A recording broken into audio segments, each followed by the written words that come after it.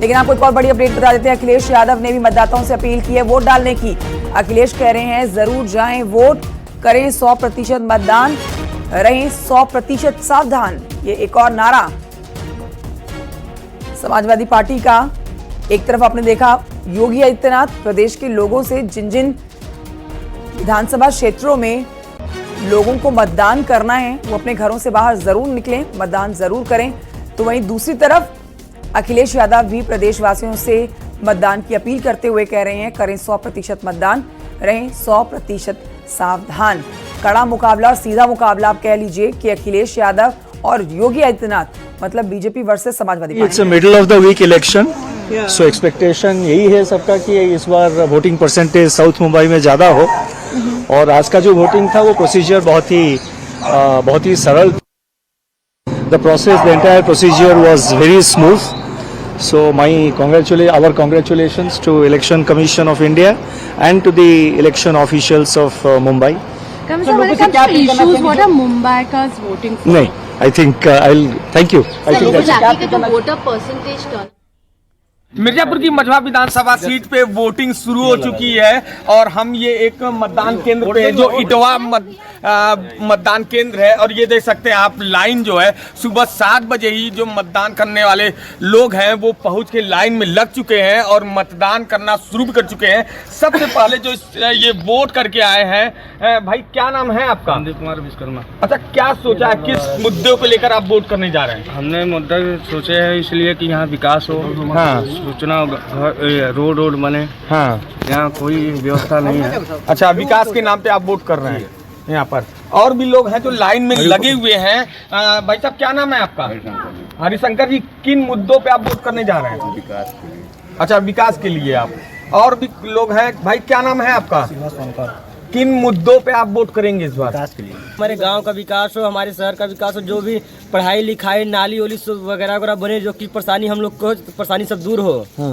अच्छा, ये यहाँ पे जो लाइन लग के वोट करने के लिए जा रहे हैं उनका सिर्फ एक मुद्दा अभी तक देखने को मिल रहा है, वो है विकास। हमारे सहयोगी जुड़ गए और जानकारी के साथ हमारे साथ करहल से अमित गंजू हैं, हमारे साथ कुंदरकी से राजीव सिंह है, हमारे साथ मेहमान भी इस समय मौजूद हैं और चर्चा करने के लिए समीर सिंह जी हैं, प्रवक्ता बीजेपी, आजम खान जी हमारे साथ, प्रवक्ता समाजवादी पार्टी, सुधा मिश्रा जी हमारे साथ, प्रवक्ता कांग्रेस जुड़ेंगे हमारे साथ, डॉक्टर परमवीर राजनीतिक विश्लेषक है। आप सभी का स्वागत है न्यूज 18 की इस बड़ी कवरेज में। सबसे पहले अपने सहयोगियों के पास चलेंगे, करल और कुंदरकी से अपडेट लेंगे। अमित गंजू, करल से क्या अपडेट है? हम देख रहे थे तेज प्रताप यादव से आप बात करने की कोशिश कर रहे थे, मतदान कर चुके हैं वो? देखिए, मैं आपको बताना चाहूंगा कि ये हॉट सीट है जहां इस वक्त न्यूज 18 टीम मौजूद है। बाई इलेक्शंस में करहल पर सबकी नजरें टिकी हुई, क्योंकि यहाँ समाजवादी पार्टी का ऐसे गढ़ कहा जाता है और यहाँ सपा में और बीजेपी के जो कैंडिडेट्स हैं आपस में रिलेटिव्स भी हैं और दोनों दामाद हैं, कहे जाते हैं एक दूसरे परिवार का, लेकिन है फैमिली से रिलेटेड। और ऐसे में मतदान यहाँ शुरू हो चुका है और तेज प्रताप यहाँ आए थे देखने, क्योंकि यहाँ उनका वोट नहीं है और यहाँ अपने जो लोग वोट कास्ट करें उनको देखने आए थे कैसे क्या है। जहां हम खड़े हैं ये मुनि जैन इंटर कॉलेज है, यहाँ 1247 वोट है और सबसे बड़ा पोलिंग सेंटर यहाँ का बताया जा रहा है और 444 जो केंद्र है उसमें सबसे ज्यादा वोटर्स इसी सेंटर पर है और सुबह से ही लोगों का 6:30 पे ही एक लाइन थी। आप सर वोट कास्ट करके आए? फर्स्ट टाइम कास्ट किया? नहीं सर, थर्ड टाइम गया है। अच्छा, थर्ड टाइम किया है। सर अकेले हैं, बाकी फैमिली मेंबर्स कहाँ हैं? फैमिली में माँ है मेरे साथ, लाइन पे लगी है। हाँ, सर क्या यहाँ का मुख्य मुद्दा? आपकी हंसी भी कुछ पहले आप ये बताइए, कुछ कहना क्या चाह रहे हैं आप बता दें। मैं कहना चाह रहा हूँ यहाँ बदलाव ही हो। अच्छा, बदलाव चाहते हैं। जी सर। क्या कुछ मुद्दे हैं यूथ्स के भी? हाँ, है। देखिए, ये वोट कास्ट करके आए और इन्होंने पे स्याही दिखा दी। चलिए, और कुछ दिखाने, स्याही जरूर दिखा दीजिए, हंसते हुए दिखाइए, अच्छे लग रहे हैं, ठीक है। तो देख सकते हैं कि इन्होंने अपना वोट कास्ट किया और इसके बाद धीरे धीरे करके लोग बढ़े, क्योंकि ठंड सुबह से अचानक यहाँ बढ़ी है। पहले 6:30 के आसपास लगभग 30, 35, 40 लोग आ गए थे, लेकिन अब अगर सेंटर की बात करें फिलहाल अभी सन्नाटा है और एक दो करके, क्योंकि ग्रामीण अंचलों से लोग आते हैं, आसपास के क्षेत्रों से आते हैं, अपना वोट कास्ट कर रहे हैं और जा रहे हैं। अभी फिलहाल तो अभी यहाँ हल्का सा सन्नाटा सा दिख रहा है, क्योंकि सुबह एक लंबा एक था, जब 7 o'clock जब स्टार्ट हुआ तो लगभग 13-14 लोग थे, फिर 28 हुए, फिर 30, बिल्कुल। फिर अगर 35 करहल हॉट सीट है, अमित गंजू, अलग अलग तो सेंटर्स कुंदरकी भी हॉट सीट है। अब देखिए, जितनी भी 9 सीटों पर आज मतदान हो रहा है, सारी प्रीमियम सीटें हैं, हॉट सीटें और मुकाबला सीधा यहाँ पर बीजेपी और समाजवादी पार्टी के बीच में है। अब कुंदरकी से जल्दी से अपडेट लेते हैं। राजीव सिंह हमारे साथ यहाँ से मौजूद है। राजीव, मतदान शुरू हुए 1 घंटा लगभग पूरा हो चुका है, कैसा वोट इस समय चल रहा है? आप इस समय कौन से पोलिंग बूथ पर खड़े हुए हैं और मतदान करने के लिए जो अपील की जा रही है कि जिस भी विधानसभा क्षेत्र में वोटिंग हो रही है वहां से लोग जरूर बाहर निकलें और अपने मताधिकार का इस्तेमाल जरूर करें, चाहे वो मुख्यमंत्री योगी आदित्यनाथ हो या फिर अखिलेश यादव हो, अपील कर रहे हैं, लेकिन इस अपील का असर होता हुआ दिख रहा है? राजीव, अब देखिए, कुंदरकी में भी सुबह 7 बजते ही मतदान शुरू हो गया था। इस वक्त मैं कुंदरकी विधानसभा के मोड़ा पांडे इलाके के दलपतपुर गांव में खड़ा हूं। ये आप देख सकते हैं, ये पोलिंग बूथ है जहां पर इस वक्त जो मतदाताओं के आने का सिलसिला है ये सुबह से जारी है, लेकिन उतनी भीड़ यहां पर नज़र नहीं आ रही है क्योंकि अभी सुबह का वक्त है और शाम 5 बजे तक मतदान होना है। ऐसे में आप देख सकते हैं कि यहाँ पर जो तमाम एजेंट्स हैं, सुरक्षा के इंतजाम किए गए हैं, ये सारे लोग यहाँ पर मौजूद हैं। और कुंदरकी में 3,84,673 वोट है और इस दौरान करीब 436 पोलिंग स्टेशंस पर मतदान चल रहा है। कोशिश ये की जा रही है कि ज़्यादा से ज़्यादा यहाँ पर पोलिंग कराई जाए। और अगर देखा जाए तो ये समाजवादी पार्टी का गढ़ कहा जाता है। पिछली बार भी समाजवादी पार्टी का कैंडिडेट यहाँ से जीता था। और अगर यहाँ के सियासी समीकरण की बात करें, जाति समीकरण की बात करें, तो करीब 60% से ज़्यादा मुस्लिम मतदाता यहाँ पर मौजूद है और जिनमें से करीब 40% तुर्क मतदाता है। इस बार दिलचस्प लड़ाई ये है कि यहाँ पर सपा के साथ बसपा, AIMIM और आज़ाद समाज पार्टी के भी उम्मीदवार यहाँ पर चुनाव लड़ रहे हैं। करीब 12 उम्मीदवार हैं और जो मुख्य लड़ाई है वो समाजवादी पार्टी के प्रत्याशी हाजी रिजवान और दूसरे जो बीजेपी के प्रत्याशी हैं ठाकुर रामवीर सिंह के बीच देखने को मिल रही है। कोशिश यही की जा रही है जिला प्रशासन द्वारा ज़्यादा से ज़्यादा मतदान कराया जाए और यहाँ पर ज़्यादा से ज़्यादा लोगों का आप देख रहे हैं कि क्योंकि सुबह का वक्त है तो यहाँ पर लोगों के आने का सिलसिला एक एक करके लोग यहाँ पर पहुँच रहे हैं। कुछ लोग यहाँ पर पहुँचे भी हैं जिनसे हम बात करेंगे। किन मुद्दों को लेकर आप यहाँ पर वोट डालने आए हैं? क्या विकास हुआ है, क्या मुद्दा है आपका? सर ऐसा है, ये सीट जो है हाँ बोलिए। बीजेपी की है और बीजेपी के लिए वोट डालना है सर। ऐसा क्या किया है, क्या मुख्य मुद्दा होगा विकास? ऐसा है ये जो है अब तक जो है और पार्टियों को चुना है, लेकिन अब किसी नई पार्टी चुन रहे हैं विधायक यहाँ के लिए। सर इतना ही बोलना चाहता हूँ सर। चाचा, आप वोट डालने आए हैं, क्या मुद्दा है, किन मुद्दों को ध्यान में रख के आए हैं वोट डालने? इधर देखिए। हाँ, क्या क्या सोच कर आए हैं वोट डालने? फूल। हाँ, फूल।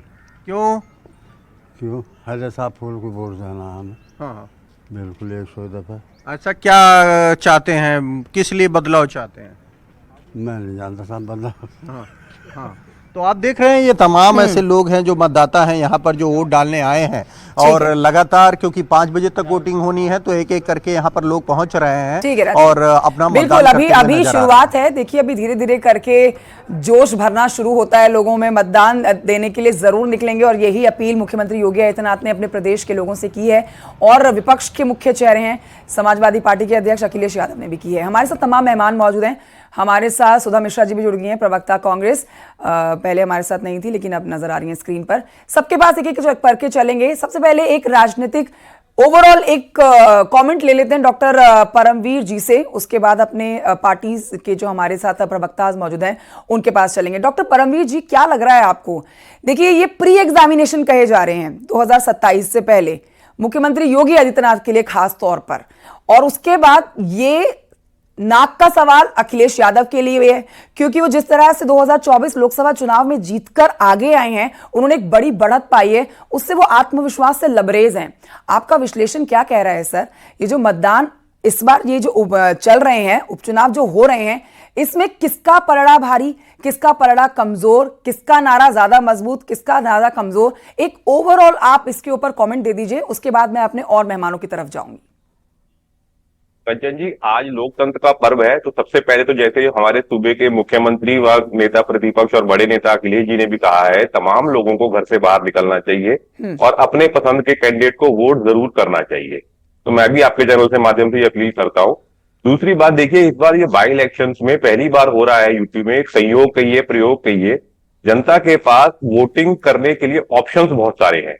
वरना पहले देखा गया था कि तमाम जो सत्ता दल होता है उसके पक्ष में ही ऐसा चुनाव रहने की उम्मीद बनाई जाती है, तो सत्ता पक्ष और मजबूत विपक्षी दल वही चुनाव में रहते हैं। लेकिन इस बार ऐसा नहीं है, वैरायटी ऑफ नेता है, चाहे बाई इलेक्शन में, चाहे वो मायावती जी की पार्टी हो, चाहे असदुद्दीन ओवैसी की पार्टी हो, और तमाम तरीके की और पार्टी भी अपना जोर आजमाइश कर रही है। तो जनता के पास वोट करने के लिए बहुत सारे ऑप्शंस हैं। और देखिए, ना कि कोई भी इलेक्शन अपने आप में एक अलग इलेक्शन होता है। आप अगर बोले कि फला इलेक्शन से हम इसको बेस मान के अगले इलेक्शन का अनुमान लगा पाए, तो मैं नहीं मानता हूं। ऐसे अनुमान गलत ही साबित होते हैं। फॉर एग्जाम्पल, दिल्ली का अनुमान था, दिल्ली के अंदर विधानसभा क्लीन स्वीप करते हुए आम आदमी पार्टी आई थी, लेकिन लोकसभा में धड़ाम गिर जाती है। या अभी कंक्लूड हुए हरियाणा के इलेक्शन, ऐन मौके तक पता नहीं चल पा रहा था कि सरकार कौन बनाएगी, लेकिन टक्कर बराबर की थी। तो ऐसा कह देना कि आज जो रिजल्ट आएंगे वो 2027 के निर्णय ले लेंगे, क्योंकि अभी समय बहुत है, ऐसा नहीं कर सकते हैं। लेकिन अभी जो बात है, अभी आप लोगों के कैमरामैन भी जा रहे हैं, रिपोर्ट कर रहे हैं वहां पर। इस बार जैसे एक होता है ना कि खानदानी सीट कह देना किसी सीट के ऊपर, या कह देना कि यहां पर तो हमारा वोट इतना ज्यादा है कि हम ही जीतेंगे, ऐसी जनस्थिति नहीं दिखाई दे रही है।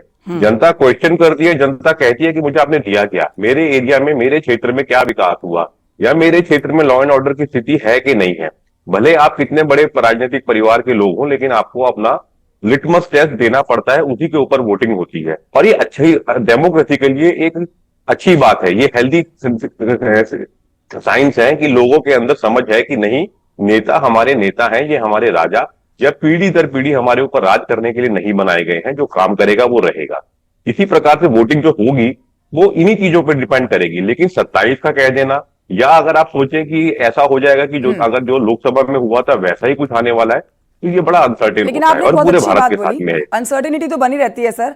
आपने एक बहुत अच्छी बात बोली कि ऑप्शंस बहुत है लोगों के पास। आजम खान जी हमारे साथ प्रवक्ता समाजवादी पार्टी मौजूद हैं। सर, आपके पास आना चाहूंगी, ये बात बहुत अच्छी बोली है इन्होंने, डॉक्टर परमवीर जी ने, कि ऑप्शंस आज उत्तर प्रदेश की जनता के पास बहुत है। देखिए, यहाँ पर आप जिस तरह से आपने सबसे ज्यादा समाजवादी पार्टी ने मुस्लिम यहां पर लोगों को कैंडिडेट बनाकर उतारा है, वहीं बीजेपी ने एक भी मुस्लिम नहीं उतारा, लेकिन आपको टक्कर देने के लिए AIMIM भी चुनावी मैदान में उतरी हुई है। लेकिन आप जो देख रहे हैं इस उपचुनाव को जो शुरू हो गया, कितनी उम्मीद आप लगाए बैठे हुए हैं कि इतने सारे ऑप्शंस में भी उत्तर प्रदेश की जनता आपको मतदान अपना देगी, अपना वोट देगी और समाजवादी पार्टी को ही जिताएगी? आजम खान जी। जी कंचन, इसमें कोई दो राय नहीं है कि समाजवादी पार्टी ने अपनी, जो लोग समाजवादी पार्टी से जुड़े थे, जो वाजिब उम्मीदवार थे, वो उन्होंने दिया है। उसमें कोई भी धर्म का था, ऐसी बात नहीं है कि सिर्फ मुस्लिम या वो, क्योंकि सीसामऊ और कुंदरकी हमारी परंपरागत मुस्लिम प्रत्याशी हमारे लड़ते रहे और मुस्लिम विधायक रहे, इसलिए स्वाभाविक है कि जहां से जो लड़ता रहा है वही लड़ा है। तो कोशिश हमारी यही है कि जो निष्पक्ष चुनाव हो और उसमें मतदाता अपना ज्यादा से ज्यादा मतदान का प्रयोग कर सके। अभी कल हमारे प्रदेश अध्यक्ष ने जो चिट्ठी लिखी थी उसकी बड़ी चर्चा हो रही थी। आखिर चुनाव आयोग ने ये माना ना कि मतदाता पहचान कैसे होगी सर, निष्पक्षता कैसे होगी अगर आप जाके इलेक्शन कमीशन को चिट्ठी सौंपते हैं और कहते हैं कि जो वहां पर मुस्लिम बहनें आ रही हैं, आपकी मुस्लिम महिलाएं आ रही हैं, उनको उनका बुर्का हटा के आप नहीं चेक करेंगे, नहीं देखेंगे, तो निष्पक्षता कैसे आएगी सामने? हाँ, वही मैं आ रहा हूँ। मैंने जानबूझ के सवाल, कल मीडिया बहुत उठा रहा था, इस बात की बड़ी चर्चा कर रहा था। आखिर चुनाव आयोग ने कल पत्र जारी करके सभी जिलाधिकारियों, SP सबको पत्र जारी किया और उसमें उन्होंने कहा कि मतदाता पहचान पत्र की जांच सुरक्षा कर्मी, पुलिस या BSF नहीं कर सकती है। मतदान अधिकारी, ये जो प्रोसीडिंग ऑफिसर है जो बूथ पे है, वो जांच कर सकता है। और साथ में दूसरा पॉइंट भी उसने कहा, जो महिला है, जो पर्दानशीन महिला है, उसमें जो निर्वाचन आयोग के जो नियम है उसका कड़ाई से पालन किया जाना चाहिए। समाजवादी पार्टी ने भी तो यही कहा था। समाजवादी पार्टी ने उन नियमों का उल्लेख भी किया था अपने पत्र में। हमने तब कहा कि मतदाता की जांच नहीं की जानी चाहिए, हमने ये कहा था उसे पुलिस से लेकिन आजम खान जी, इलेक्शन के एक दिन पहले ही आप हमेशा ऐसा करते हैं। जब पीछे लोकसभा चुनाव हुए थे अभी 2024 के, उस दौरान भी आपने इस तरह की बात करी थी कि मुस्लिम महिलाएं जो वोट देने के लिए पोलिंग बूथ पर पहुंचे, उनको अलग तरीके से चेक नहीं करना चाहिए। आइडेंटिटी तो सबकी चेक होगी ना। ठीक है, समीर सिंह जी से इसके ऊपर जवाब लेते हैं, बीजेपी प्रवक्ता, वो ज्यादा अच्छे से बता पाएंगे। देखिए, आजम खान जी कह रहे हैं समीर जी कि निष्पक्ष चुनाव होना चाहिए, बिल्कुल एक तरफा चुनाव ना होके खुला चुनाव होना चाहिए, कोई इसमें चीटिंग नहीं होनी चाहिए। तो चीटिंग वाली बात भी वही पार्टी कह रही है जो चुनाव से एक दिन पहले इलेक्शन कमीशन को चिट्ठी देती है कि मुस्लिम महिलाओं के बुरखे हटाकर चेक नहीं किए जाएं। तो इस तरह से निष्पक्ष चुनाव होना मुमकिन तो नहीं है। नहीं, देखिए मैं दो बातें कहूंगा। एक तो उत्तर प्रदेश के अंदर 9 बाई इलेक्शन हो रहे हैं और माननीय मुख्यमंत्री जी ने सभी जगहों पर जाके सभाएं की हैं, बड़ी बड़ी सभाएं हुई। हमारी पार्टी और संगठन का आधार है, उसके आधार पर हम चुनाव लड़ रहे हैं और हम 9 की 9 जीतने जा रहे हैं। असल में इनकी बेचैनी है, ये चुनाव हार रहे हैं। अखिलेश जी को लग रहा है कि हम सभी चुनाव हार रहे हैं। अभी आपने करहल की दिखाई, आपके संवाददाता करहल से बोल रहे थे और उन्होंने कहा कि साहब इनके प्रत्याशी उस विधानसभा के मतदाता ही नहीं। यद्यपि उत्तर प्रदेश के कहीं का भी मतदाता किसी विधानसभा पर चुनाव लड़ सकता है, लेकिन जो परमवीर जी कह रहे थे कि परिवारवाद क्या जागीर है।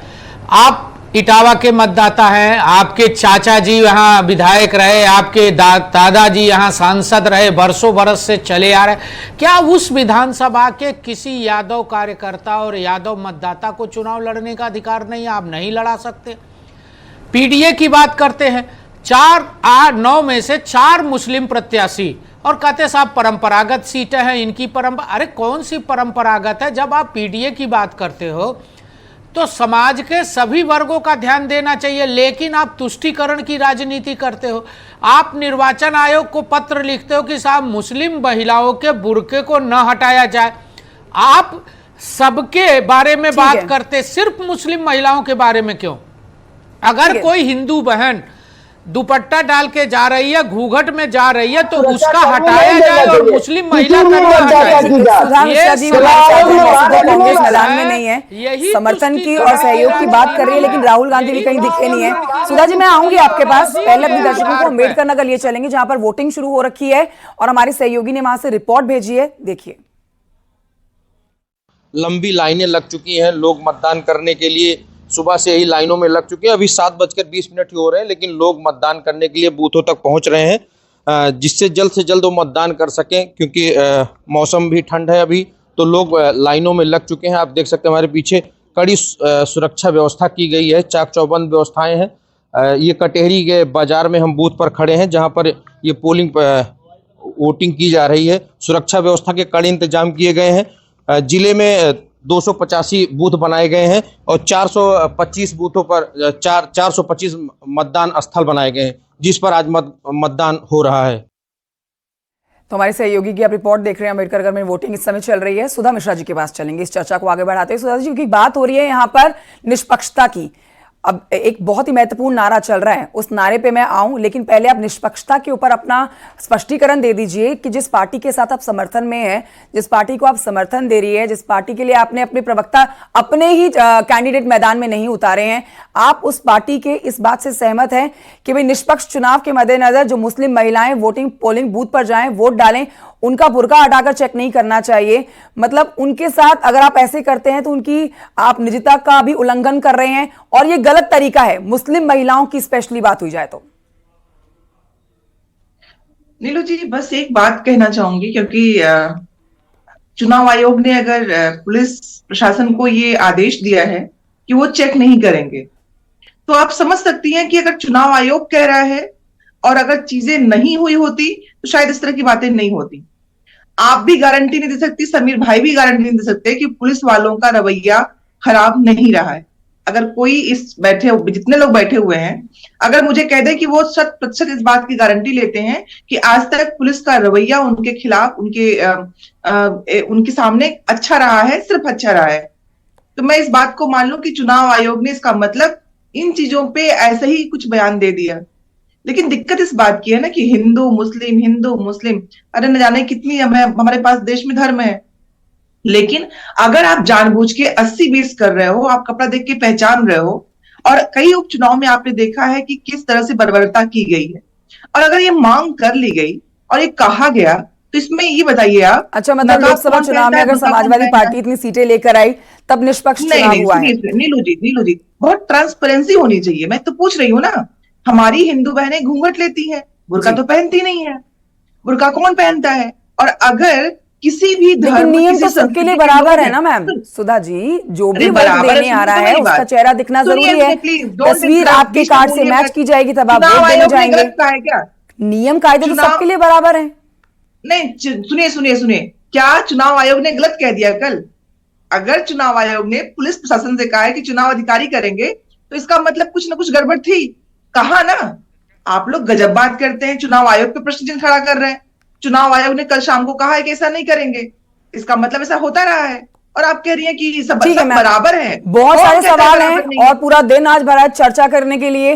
फिलहाल एक छोटे से ब्रेक के लिए हमें यहाँ रुकना है। समीर जी, आऊंगी मैं आपके पास। तमाम मेहमान हमारे साथ बने हुए हैं, हमारे सहयोगी भी हमारे साथ लगातार जुड़ के अपडेट हमें तमाम विधानसभा क्षेत्रों से दे रहे हैं जहां पर आज उपचुनाव के लिए वोटिंग की जा रही है। मुख्यमंत्री योगी आदित्यनाथ ने अब ये अपील कर डाली है कि वोट का इस्तेमाल जरूर करें और पहले वोटिंग करें, उसके बाद आप जलपान करें।